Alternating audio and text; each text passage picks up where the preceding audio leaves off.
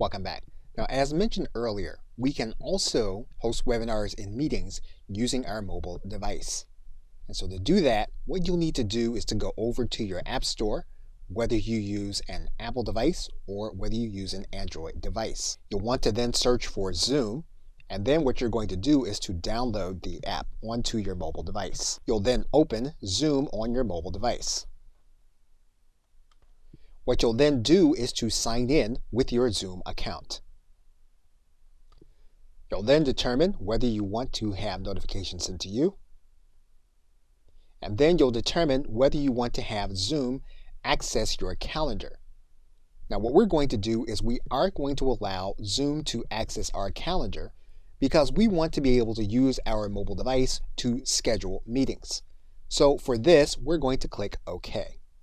And in this case, for the sake of this video, we are not going to allow Zoom to use Siri. And since this is particular to an Apple product, we are not going to sign in with our Touch ID. Now what we are going to do is we're going to click New Meeting. And then we're going to click Start a Meeting. Now for the sake of this video, we are not going to allow Zoom to access our camera, but we could for the sake of the video if we needed to be the centerpiece of our presentation.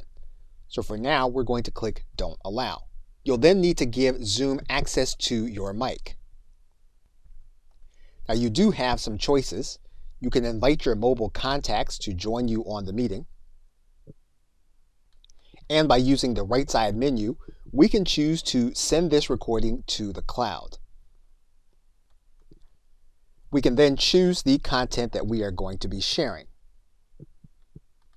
Now when we are using our mobile device, we can choose to share our screen or any of the applications available on our device. We can then choose the device that will be doing our screen recording. Once we make that choice, we can then click Start Broadcast. And then our content will be sharing.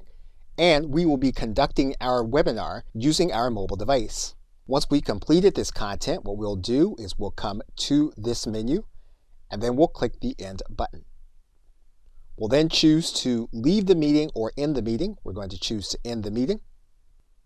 And our meeting will be complete. Now there are some settings that we'll want to take note of, and you'll find them in the settings area. And you're going to want to individualize your experience based on how you want to conduct your mobile meetings.